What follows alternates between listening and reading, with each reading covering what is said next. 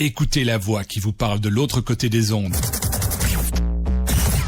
Radio Afrique Santé. C'est la radio que vous aimez.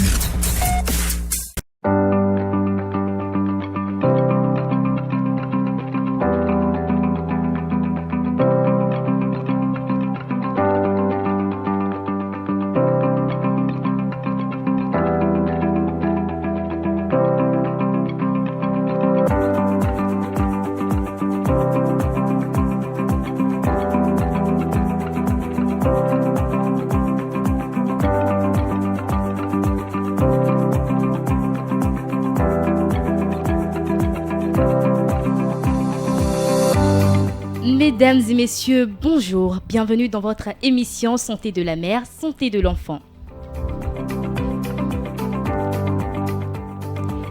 Aujourd'hui, nous abordons un thème longtemps évité dans les débats, surtout en Afrique, la perte d'un enfant.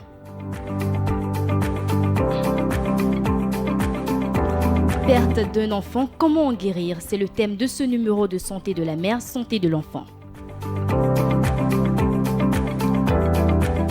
Pour en parler, nous recevons pour vous, mesdames et messieurs, Nadège Billon-Anago, spécialiste genre et inclusion sociale, présidente de l'ONG Héroïne d'aujourd'hui, auteur du livre En paix avec la vie, comment guérir de la perte d'un enfant. Nous recevons aussi Raoul Satondji, il est psychologue. Avant de rentrer dans le vif du sujet, marquons une courte pause.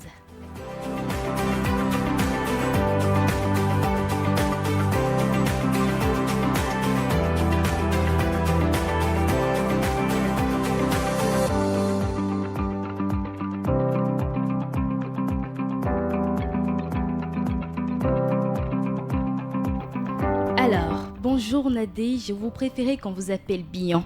Oui, évidemment. Bonjour à tous les auditeurs et téléspectateurs aussi de Radio Afrique Santé. Oui, j'aime bien qu'on m'appelle Billon pour tout ce que ça induit, tout ce que ça implique.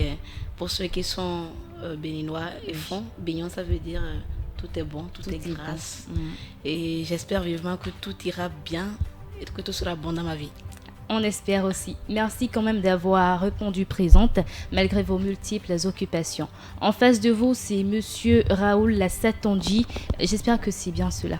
Je prononce très bien. C'est bien cela. Alors, merci également d'avoir répondu présent malgré vos multiples occupations. Merci à Radio Afrique Santé de nous offrir l'opportunité d'échanger sur un sujet très important et nous espérons qu'à l'issue de l'émission, des cœurs seront davantage apaisés et que nos compatriotes ou les auditeurs qui nous suivent puissent retenir quelque chose pour pouvoir continuer dans leur chemin de vie. D'accord. Je vais poser la toute première question à Billon. Vous avez perdu votre enfant, vous avez déjà perdu un enfant. Est-ce qu'aujourd'hui, vous en êtes complètement guéri? Alors, ça c'est la question qu'on me pose souvent. Et donc, à force qu'on me la pose, je me la pose aussi tous les jours. Oui. Je crois que je suis dans le processus. Parce que, qu'est-ce que ça veut dire guérir? Est-ce que guérir, ça veut dire qu'on n'y pensera plus? Est-ce que guérir, ça veut dire quoi en fait guérir? Pour moi, je pense que je suis en marche.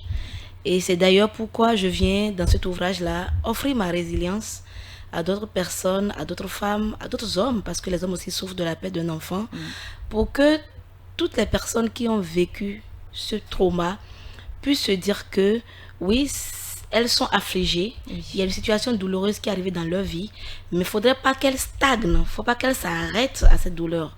Il y a un temps de deuil, il faut pleurer, vraiment pleurer, ça fait du bien de pleurer, mais à un moment donné de sa vie, il faut décider qu'on veut aller de l'avant, sans culpabiliser. Sans culpabiliser surtout, parce que j'ai déjà rencontré des mamans qui en fait culpabilisaient à l'idée de sourire, de rire, alors que l'enfant était décédé. Comme si l'enfant serait malheureux de voir sa mère heureuse alors que lui est décédé. Et moi, je leur dis non, il ne faut pas culpabiliser. À un moment donné de la vie, il faut continuer de vivre. Justement, pour cette personne qui est partie, elle mérite de vous voir gaie et heureuse. Donc oui, je vais dire que je suis en marche. En marche de guérison. Oui.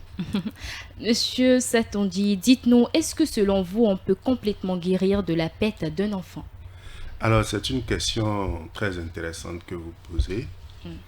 En réalité, hein, on ne guérit pas de la perte d'un enfant. Oui. Au regard de ce que c'est qu'un enfant. Vous imaginez toute la symbolique que fait un enfant et toute la symbolique, pardon, que représente un enfant pour une mère et pour un père. Alors, les deux êtres en question n'appréhendent pas l'enfant de la même manière. Il y a la mère qui, elle, est porteuse. Oui.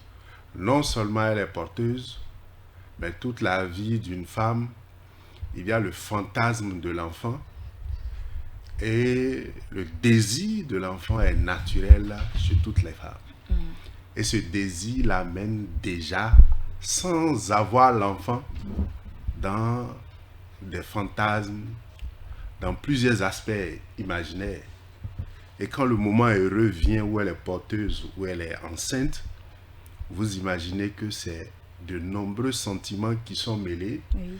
Crainte, peur, joie, panique. En tout cas, c'est de nombreux sentiments qui sont mêlés au regard de la nature même de ce que c'est qu'un enfant. Parce qu'un enfant, c'est le prolongement de soi. Oui. Un enfant, c'est perpétuer la vie. Un enfant, c'est cet être-là dans notre espérance qu'on laisse quand on partira, qui va continuer notre chemin. Étant entendu, bien sûr, que il est notre sang et c'est comme le prolongement de notre vécu.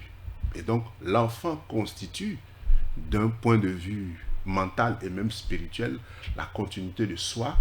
Et comme je peux le dire sans rentrer dans les débats religieux, que l'enfant, c'est l'éternité de soi. Okay. Alors, quand vous voyez toute cette symbolique-là, perdre un enfant devient quelque chose de compliqué. Très compliqué à gérer. Un enfant, au regard du caractère même de l'enfant. Si vous prenez basiquement, lorsque vous perdez votre téléphone, vous voyez l'état de panique ou les perturbations que vous avez sur quelques temps, sur quelques jours, sur vraiment, souvent même, on est attaché à des objets dont la perte, on ne s'en remet pas simplement. Et quand vous imaginez maintenant que vous perdez cet être que nous venons de décrire d'un point de vue symbolique, mais d'un point de vue aussi physique, qui vit avec vous, qui vit en vous, qui vous sourit, qui vous dit des choses, qui fait partie de votre vécu, qui embellit votre vie. Et donc, quand cette perte survient, c'est quelque chose de très traumatique, hautement traumatique. Et donc, il va s'en suivre. Et Nadège fait si bien de le dire, donc je préfère dire Billon, fait si bien de le dire en disant « je suis dans un processus ». Il y a un processus qui suit la perte, qui est le travail ou le processus du deuil,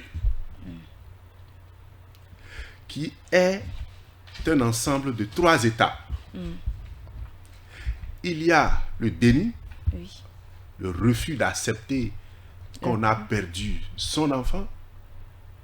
Il y a la phase dépressive où on n'a plus aucun goût pour quoi que ce soit, ni pour la vie, ni pour le boulot, ni pour les relations avec les autres. Et il y a la 3e phase qui est la phase de réinvestissement, où on devrait pouvoir réapprendre, reprendre sa vie.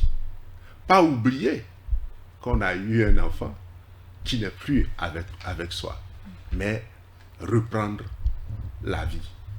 Et donc, dans ce processus, on peut être bloqué à une étape. Des parents perdent leur enfant et n'acceptent jamais qu'ils ont perdu l'enfant. Donc, ils sont bloqués au premier niveau du processus. D'autres sont totalement déprimés. Après cette perte-là, ils sont transformés d'un point de vue de l'état dépressif. Ils se négligent, ils n'ont plus aucun goût et ils plongent. Et quand on est bloqué à ces deux étapes, c'est là qu'il y a problème. Parce que l'étape 3, qui est le réinvestissement, on vit avec, on n'oublie pas, on essaie de reprendre la vie, de reprendre goût à la vie, mais on n'oublie pas cette perte-là. Donc, dire que on guérit et totalement, je dis on reste dans un processus et on se réinvestit dans la vie. Voilà ce que je peux dire d'entrée. Vous avez perdu votre enfant, Bion. Dites-nous ce que vous avez ressenti et comment vous avez affronté cette difficulté. Alors, j'avoue que c'était très dur et que toutes les phases que le psychologue vient de décrire, je les ai traversées. D'abord le déni, refuser totalement l'idée qu'on puisse perdre son enfant et après faire une dépression qui, à cause de circonstances de famille, était, on va dire, encore davantage douloureux pour moi, cette partie-là. Et donc, la question c'est, comment est-ce que... Qu'est-ce que vous avez ressenti et comment vous avez affronté cette difficulté? Qu'est-ce qu'on peut ressentir quand on perd un enfant? La douleur. C'est au-delà de la douleur. Oui. C'est au-delà de la douleur. J'ai lu des documents qui montrent que la perte la plus douloureuse qu'un être humain puisse ressentir, c'est la perte du conjoint. La plus douloureuse. Mais il y a une douleur au-delà de la perte d'un conjoint, c'est la perte d'un enfant. C'est comme si vous mourrez, que vous vivez, en fait. C'est hyper douloureux. Et quand je dis que c'est douloureux, c'est encore un euphémisme. C'est hyper douloureux. Et je pense que cette douleur-là varie selon la position de l'enfant perdu. Je ne dis pas qu'il y a des douleurs moindres, mais lorsque c'est l'aîné, c'est le seul enfant que vous aviez. Enfin, moi, c'était le seul enfant que j'avais. C'était mon aîné. Vous voyez, tout le monde vous a vu enceinte. J'avais un gros ventre. Et puis, on vous demande, ah, Ronan, Adjatea, tu as fait lequel? Un garçon, une fille? Et tu es incapable de répondre. Parfois, j'ai répondu que l'enfant va bien. Parce que je ne voulais pas rentrer dans des explications qui étaient douloureuses. Et je ne voulais pas finir avec le balai de ça va aller, tu vas faire un autre enfant. Toutes ces choses que les gens vous disent parce qu'ils veulent vous consoler. Mais en fait, des propos qu'on dit pour vous consoler, mais qui ne vous consolent pas en fait. Qui viennent davantage vous replonger dans votre amertume. Moi, j'avais accouché par césarienne. Et mon enfant est décédé environ 3 semaines. 2 semaines, avant d'avoir 3 semaines. Donc vous imaginez que j'avais la plaie de la césarienne, j'avais le lait dans mon sein, je n'avais pas de bébé. Donc il y avait tout ce traumatisme-là. Et c'était hyper dur. C'était hyper dur. Je ne sais même pas comment j'en suis sortie. Je crois que j'ai marché. Et que Dieu a fait grâce finalement. Parce que c'est hyper douloureux. Voilà. Qu'est-ce qui peut aider une mère à surmonter la douleur qu'elle ressent après la perte de son enfant, Monsieur Raoul? D'abord, il y a l'environnement. Il y a l'environnement dans lequel la perte a eu lieu. Quand vous avez un environnement solidaire, attachant, affectueux, vous arrivez rapidement à surmonter ces étapes-là. Mais il faut dire aussi que surmonter ces étapes n'est pas un exercice facile parce que la qualité même de l'enfant, elle a parlé d'une première grossesse, oui. C'est-à-dire de son premier-né. Et quand vous entrez dans la tête d'une femme qui porte une grossesse, si vous imaginez tout ce qu'elle voit comme imaginaire et tout, et si vous avez l'habitude de côtoyer les femmes et tout, elles vont même jusqu'à ne pas accepter que leur enfant ressemble à un autre enfant qu'elles estiment ne pas avoir l'esthétique qu'il lui faut, ou bien elles donnent de l'argent à un enfant bien bâti, corpulent, en santé et autres, parce qu'il y a ce désir d'avoir cet être-là. Et donc, quand vous êtes dans cette démarche et puis finalement, l'enfant n'est plus, vous comprenez déjà qu'il y a problème. Alors, c'est pourquoi on recommande déjà qu'une femme enceinte doit être dans un environnement vertueux. Un environnement potentiellement affectif. Et le rôle du conjoint et le rôle de tous ceux qui entourent la femme enceinte, c'est de la couvrir de leur affection. Parce que quand vous vous sentez aimé, vous vous sentez accompagné, vous vous sentez soutenu dans ce cheminement-là, les choses s'assettent aisément et s'atténuent progressivement. Mais lorsque l'enfant est né ou la grossesse a été contractée dans des conditions un peu difficiles, parce que chaque enfant ayant sa particularité, ça peut être un enfant très désiré, qu'on attendait, comme ça peut être un enfant qu'on ne désirait pas. Ça peut être un enfant où on a traversé une période difficile, ou une période même conflictuelle avec son conjoint, avec la famille du conjoint ou de la conjointe, en tout cas un certain nombre de difficultés dans l'environnement. Et donc, ça complique davantage la situation quand il y a la perte de l'enfant. Et donc, il faut d'abord un environnement vertueux, un environnement affectif. Il faut que la femme se sente soutenue, protégée, dans un sens positif. Et dès que ça, c'est un acquis, le processus du deuil qui se met normalement, naturellement en place, peut mieux se passer.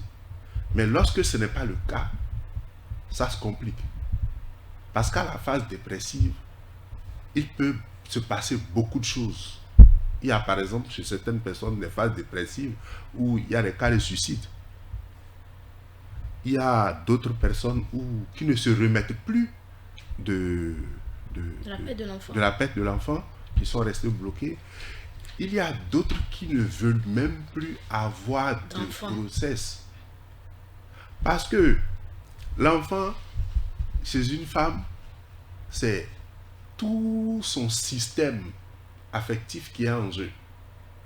Parce que la femme normale, bien épanouie, ne se fait pas enceinter par n'importe qui. Elle fait la sélection dans son état mental de l'homme qu'il lui faut pour pouvoir lui donner le bébé qu'elle souhaite. Et donc tous ces éléments-là font que cet exercice est un peu plus complexe. Il faut d'abord l'environnement, mais aussi il faut le modèle d'accompagnement. Parce qu'il y a le discours qui tend à dire non, il faut laisser tomber. Et tu vas faire encore un autre enfant. Ton mari est là, non? Il va encore t'enceinte dans quelques mois. À cette étape du deuil, la femme n'est pas à ce niveau de projection. Elle veut d'abord pouvoir passer cette étape de douleur. Elle n'est pas encore dans la perspective de dire je veux encore un autre enfant ou j'aurai un autre enfant. Elle veut gérer d'abord la situation dramatique et malheureuse qu'elle a. Et donc, il faut un environnement particulier qui l'écoute, qui suit la femme pour que les choses se passent bien. À défaut, il faut faire intervenir un spécialiste. Il faut faire intervenir un spécialiste qui comprend mieux l'étape à laquelle la femme se trouve pour pouvoir éviter certaines choses. Parce que même certaines salutations, certaines visites la replongent dans la douleur. Exactement. La vue d'une autre femme qui était enceinte à la même période, ou la vue d'un enfant quelques mois plus tard, d'un enfant qui aurait le même âge que son propre enfant s'il était encore vivant, voilà autant d'éléments qui traumatisent davantage. Et donc, il faut véritablement un encadrement pour que ça se passe bien. Bien. Le psychologue vient de dire qu'il faut un environnement vertueux, un soutien de l'entourage. Vous le savez, nous sommes en Afrique. Et la perte d'un enfant, surtout celui d'un aîné, est vraiment difficile. Est-ce que votre belle famille vous a soutenu ou comment est-ce que votre belle famille vous a traité quand vous avez perdu votre enfant, encore que c'était l'aîné? Alors, Je n'ai pas eu le soutien de ma belle famille. Et avec le recul, je n'en veux à personne. J'ai compris que quand on n'a pas la connaissance, en fait, on ne peut pas donner ce que l'on n'a pas. En Afrique, le deuil est mal perçu. Et lorsque une femme perd un enfant, on cherche un coupable en fait. C'est-à-dire que de la même façon que ma belle famille cherchait le coupable, ma famille aussi cherchait le coupable. Et c'était peut-être plus confortable pour la belle famille de se comporter comme elle s'est comportée, parce que la belle famille a voulu que mon époux se replie. Vous voyez, comme j'ai dit, c'est l'aîné. Donc c'était lui qui nous rassemblait. Oui. Et voilà que l'enfant est parti. Donc en fait, on est devenus comme deux êtres. Et donc ils ont dit, ah non, une union où pour commencer un enfant décède. C'est ça là, c'est de bon pas. Mon fils, c'est pas mieux que tu replies. Et au-delà de ça, et c'est un coup de gueule que je pose souvent, avec le temps j'ai rencontré d'autres femmes qui ont perdu des enfants. Parfois elles en ont perdu 2. C'est même arrivé que je rencontre des femmes qui ont perdu 3 enfants à la suite. Et ces personnes-là sont souvent mises au banc de la société, chassées de leur foyer et insultées. Insultées non seulement par la belle famille, mais aussi par les personnes, les tierces personnes. Un lambda ou un kidam se trouve justifié, peut-être parce qu'ils sont en train de tirailler sur un sujet, de lui dire toi tu peux me parler, est-ce que toi tu as pu faire un enfant? Ou alors lorsque la dame elle reprend un peu un enfant qui s'est mal comporté, les parents vont se dépêcher de lui dire mais toi tu peux parler à qui? Et toi tu as fait quel enfant? Est-ce que toi tu peux faire ça? Donc moi je n'ai pas eu le soutien de ma belle famille, encore moins de ma famille, parce qu'en fait les gens ne comprenaient pas. Le jour du décès de mon fils, il y a eu une dispute entre mon frère et mon conjoint. Donc la belle famille a dit que chacun se retire. Et ma famille aussi m'a dit, retire-toi de là. Tu vois, ceux qui vous réunissent, c'est déjà passé, que chacun reprenne son chemin. C'était tellement compliqué. Donc en fait, je savais que vous allez aborder la question, mais en perdant mon enfant, j'ai pendant un temps perdu mon époux. Vous comprenez? Oui. Et c'était un bouleversement terrible. C'est tout ça en fait qui fait que je dis que mon traumatisme était davantage criard, parce que je n'avais plus de maison. C'est-à-dire que j'ai fait comme une dépression où j'ai presque perdu mes sens. Le temps d'aller chez ma famille et de revenir, la belle famille a vidé tous les habits de l'enfant, ce qui moi a été insupportable pour moi, parce que j'aurais quand même voulu me raccrocher à quelque chose d'existant, quelque chose qui me permette de croire que mon enfant n'a pas été un rêve, qu'il a vraiment existé. Donc la maison était vide, et en plus de cela, les tractations étaient déjà en cours pour que chacun puisse prendre son chemin. Donc pendant un temps, j'ai eu un appartement à part, mon époux aussi a eu son appartement à part, et donc j'étais devenue un peu comme la maîtresse après avoir été l'épouse. Parce que je devais voir mon mari en catémini, on ne pouvait pas se voir au vieux au-dessus de tout le monde. Chaque fois que j'allais chez lui, parce qu'il y avait un frère ou un cousin qui vivait là, son téléphone sonnait automatiquement, c'était des menaces. Je ne veux plus de cette fille-là chez toi, je ne veux pas de problème. Il y a plein de filles dehors, si tu veux des enfants, il y a plein de femmes qui peuvent te le faire. Et c'est ça en fait le drame en Afrique, c'est que justement, et c'est vrai, il y a plein de femmes dehors. Et donc... c'est beaucoup de douleurs que vivent les femmes. Il y a beaucoup de femmes qui, en perdant un enfant, perdent en même temps le foyer. Et donc, vous vous retrouvez un matin avec une grossesse, vous envisagez une vie, vous avez un conjoint, et un autre matin, vous avez perdu un enfant, et vous n'avez pas de conjoint, vous êtes célibataire. Donc, c'est très très douloureux. Et je vais profiter de votre micro pour faire un plaidoyer, pour dire à nos familles de déconstruire ces stéréotypes. C'est des stéréotypes. La belle preuve, j'ai eu des garçons après. D'accord? J'ai eu plein d'enfants après. Plein d'enfants, je ne vais même pas vous dire le nombre. D'accord? Donc, je voudrais qu'on puisse déconstruire ces stéréotypes-là. Une femme qui a perdu un enfant peut faire encore des enfants. Elle peut faire des filles, elle peut faire des garçons, elle peut me faire encore des jumeaux. Ce dont elle a besoin, c'est de soutien. Elle a besoin surtout de soutien psychologique. Elle a besoin d'accompagnement. Elle a besoin de bienveillance, elle a besoin d'amour. Dieu n'a pas tracé le chemin de tout le monde de la même façon. Il y en a qui sont destinés à faire les enfants et à les garder. Il y en a qui, comme moi, vont les perdre d'abord avant d'en avoir d'autres. Donc Dieu nous a fait diversement, mais il nous aime tous. Alors vous aussi, aimez-nous tous. Quelle violence psychologique une mère qui a perdu son enfant peut avoir? C'est une question. Et Bignon vient de citer les différentes formes de violence, de violence psychologique. Elles s'étendent de la violence verbale, de l'humiliation, jusqu'à parfois certaines violences physiques. Parce que vous savez qu'au Bénin en particulier, lorsque vous êtes en relation avec une femme et qu'elle n'est pas encore enceinte de vous, et toute la polémique que cela suscite dans votre environnement, dans votre propre famille et tout ça. Et on va même jusqu'à dire, mais si elle ne tombe pas encore enceinte, il ne faut pas l'épouser, il ne faut pas la doter, ne fais pas ceci, n'envisage pas un projet de vie familiale avec elle. Voilà autant de formes de violence que la femme doit subir. Donc, c'est toutes les formes de violence, alors que les violences qui laissent les plus de séquelles, ce n'est pas forcément les violences physiques. Les violences physiques, ça peut aller jusqu'à des handicaps, à des agressions, à des blessures et autres, mais il y a des violences, des humiliations qui ne se cicatrisent pas, que la femme transporte comme blessure dans son vécu, au point même où certaines femmes refusent d'entrer à nouveau en relation avec un homme. Et tous les problèmes qui se passent dans notre société, mais c'est dû à toutes ces formes de violence qu'on envoie à une femme.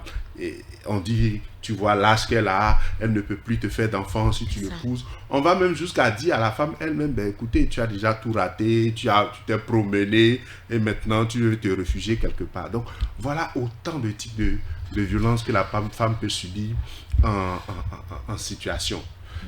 Il y a aussi que nous avons des croyances. Dans certaines communautés, ça ne s'entend pas qu'une femme qui n'a jamais accouché, quand elle met au monde un premier fils ou une première fille, que l'enfant décède. Dans certaines communautés, ça ne s'entend pas. Et pourquoi? C'est des idées communautaires. C'est des idées communautaires. Chez d'autres, par exemple, dès que ça se passe comme ça, il tire la conclusion que c'est chez nous, quand l'enfant n'est pas de toi, il va partir. Donc, on soupçonne la femme de ne pas...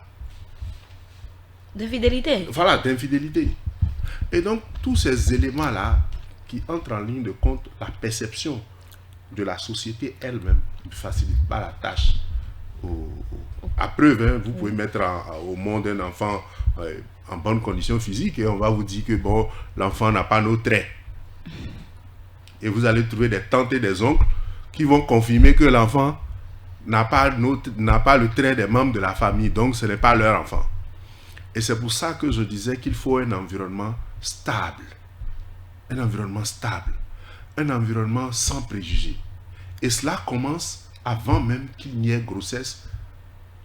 Cela se construit dans la relation et dans le choix relationnel que vous faites. Vous devez vous assurer, quand vous vous mettez en couple, que l'environnement dans lequel vous vous mettez en couple est un environnement plus ou moins stable. Parce que lorsqu'il y a déjà des conflits, ce genre d'événements malheureux peuvent advenir et certains vont trouver dans cette situation les justifications pour dire que c'est parce qu'on ne voulait pas ou qu'on s'est opposé ou c'est parce qu'on t'a dit que cette femme-là n'était pas déjà bonne pour toi et voilà que tu commences par récolter les conséquences. Et donc, c'est un peu tous ces éléments-là qui sont des aspects de violence qui pas forcément physique, mais que certaines femmes n'arrivent pas à supporter. Vous savez même que certaines femmes font de fausses couches à cause de la pression qu'on leur met. Or, un enfant doit naître dans un environnement tranquille, calme, paisible, pour que la grossesse soit viable. Malgré la perte de votre enfant, vous n'avez pas eu peur, vous vous êtes relevé, vous avez eu plusieurs autres enfants. Vous n'avez pas eu peur, dites-nous comment ça s'est passé. Vous avez eu des craintes parfois? J'ai pas voulu avoir des enfants, hein. Non, j'ai pas voulu avoir d'enfant. Enfin, pour dire vrai, quand je suis tombée enceinte de celui qui est mon aîné aujourd'hui, j'étais au Burkina. En fait, je venais de la Côte d'Ivoire et après, je suis allée au Burkina. Du coup, j'ai commencé par avoir des symptômes de grossesse, mais je ne savais pas que c'était une grossesse. Et ça, c'est 2 ans après avoir perdu l'aîné. Et non, je n'ai pas voulu d'un autre enfant. J'ai même essayé d'avorter pour être sincère. Parce que je me disais, mais et si celui-là aussi ne vit pas? Vous voyez?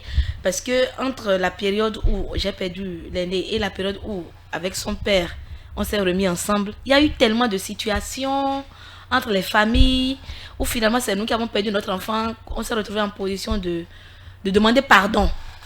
Les familles étaient fâchées. Nous, on voulait juste être ensemble.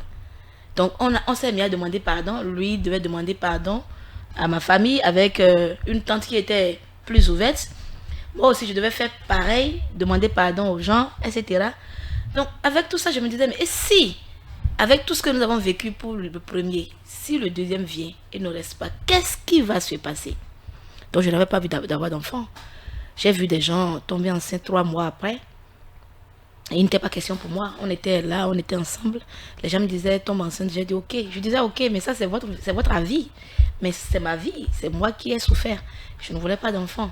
Donc, quand l'enfant est venu, je ne m'y attendais pas du tout. J'ai pas voulu, mais c'est Dieu qui a voulu. Et j'ai dit, ok, Seigneur, si c'est toi qui veux, alors il faut que tu m'aides. J'ai eu très peur. J'ai eu très peur. Et tout ce que le psychologue a dit, je fais bien ses propos. Et moi, en plus de ça, les gens parlaient de sorcellerie. D'accord? Ma famille parlait de sorcellerie de chez lui. Et chez lui aussi, on parlait de sorcellerie de chez moi.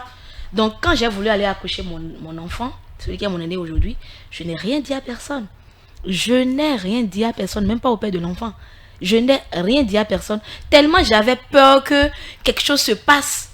Quand je serai à l'hôpital, que j'ai dit, écoute, j'ai prié et j'ai suivi cette aventure-là seule. Donc, c'est avec beaucoup de crainte qu'on retourne à la maternité après avoir perdu un enfant. Je voulais donc déconstruire ce stéréotype. Les gens qui disent aux gens, tombe vite enceinte, tu vas oublier. On n'oublie pas un enfant. Même si vous avez 10 enfants, vous n'allez pas oublier celui qui est décédé. Parce que justement, son histoire est particulière. Et puis, c'est un enfant. Un enfant ne remplace pas un autre. Et ne dites pas aux gens, retourne à la grossesse. Vous devez vous inquiéter d'abord de leur état psychologique. Parce que si ces personnes-là vont et ne reviennent pas chez elles avec un bébé, c'est fini. Elles vont frôler la dépression. Donc, arrêtez de donner ce conseil-là aux gens. Laissez-les aller selon leur rythme. Quand elles seront prêtes, elles iront à la maternité. Nous sommes déjà à la fin de cette émission Bignon Anago, mais on ne partira pas sans parler rapidement de votre livre « Comment guérir de la perte d'un enfant ». Parlez-nous brièvement du livre. Alors, Un père avec la vie, comment guérir de la perte d'un enfant, est une ode à la résilience. Vous savez, avec le temps, j'ai rencontré beaucoup de femmes qui ont perdu un enfant. Et chaque fois que je leur ai dit, moi-même j'ai vécu ce traumatisme, j'ai vu leur regard changer, j'ai vu leur regard rempli d'espoir. Parce qu'on a l'impression quand on vit la situation qu'il ne peut pas y avoir une vie après où vous respirez, où vous vous sentez un peu bien, où vous êtes gai, où vous envisagez l'avenir avec joie et avec espérance. Et donc, Un père avec la vie, c'est une ode à l'espérance et à la résilience pour que quelqu'un se dise que peu importe les coups qu'il vit dans sa vie actuellement, ça peut être la perte d'un boulot, la perte d'un conjoint, un divorce, l'enfant qui tarde à venir. Parce que l'enfant qui tarde à venir, j'ai rencontré aussi des femmes qui vivent beaucoup de fausses couches. L'enfant qui tarde à venir, peu importe ce que vous vivez, vous devez savoir que votre vie est une grâce et que vous devez la préserver. C'est-à-dire que vous devez être la raison pour laquelle quelqu'un garde espoir. C'est ce que je veux être. La raison pour laquelle une personne garde espoir et se dit, écoute, si Bignon arrive à le faire, si elle est si gaie, si joyeuse sur les réseaux sociaux alors qu'elle a perdu un enfant, c'est que moi aussi j'ai le droit de rêver que je peux me porter bien, je peux aller bien malgré ce que je suis en train de vivre. Donc le livre est disponible, il suffit de le demander, ça vous fera du bien. Et dans quelle librairie on peut retrouver le livre ou il faut juste contacter votre numéro? Oui, le livre est disponible dans toutes les librairies, même au-delà du Bénin. Il y en a au Togo, en Côte d'Ivoire. Mais il faut me contacter. Si vous me contactez, je pourrai toujours vous dire l'endroit le plus proche où vous pouvez l'avoir. Donc, appelez-moi au 95 52 15 55.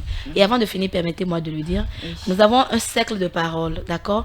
Parce que le psychologue a parlé d'accompagnement. Toutes les personnes n'ont pas l'opportunité de se faire accompagner. Moi, je ne savais même pas que je pouvais aller vers un psychologue. Je ne savais même pas. Donc, déjà, il faut avoir l'information. Donc, nous avons un cercle de parole. C'est un groupe de personnes qui ont perdu un enfant, comme moi, et qui sont là pour vous tenir la main. Donc, si vous avez vécu ce trauma, quand vous soyez un homme ou une femme, venez, on va en parler. En parler dédramatise la situation. Et s'il le faut, si vous avez besoin de voir un psychologue, on pourra toujours vous référer vers quelqu'un qui pourra vous aider à quitter les ténèbres de la douleur pour la lumière de l'espérance. Raoul Setondi, quel conseil avez-vous à donner à ces femmes qui ont perdu leur enfant, mais qui ont du mal à se relever? Alors, à ces femmes, je voudrais simplement dire de garder espoir. Parce que la vie, c'est aussi ça. C'est des hauts et des bas. C'est des pertes, c'est des gains. Mais il faut avoir la force de caractère, la résilience nécessaire pour, n'est-ce pas, continuer cette vie-là. Et de se faire aussi accompagner parce que, comme l'a dit Billon tout à l'heure, verbaliser est très thérapeutique. Verbaliser est très thérapeutique. Dans notre contexte caractérisé par une certaine forme d'hypocrisie, où on ne veut rien dire à l'autre, on ne veut pas parler, je pense qu'il y a des espaces pour pouvoir verbaliser. Il faut en parler, il faut verbaliser. Ça dédramatise, ça vous apaise et ça vous facilite le réinvestissement. Celles qui sont bloquées et à une phase de leur deuil, elles peuvent se référer à des spécialistes. Et au Bénin, il y en a aujourd'hui de nombreux psychologues très compétents pour pouvoir les accompagner. Et donc, mes chères sœurs, madame, gardez espoir et faites confiance à Dieu. Nous sommes à la fin de ce numéro de Santé de la mère, Santé de l'enfant. Présentation Nadirat Biokeregé, collaboration technique Tibus Arirenou. On se dit à la prochaine.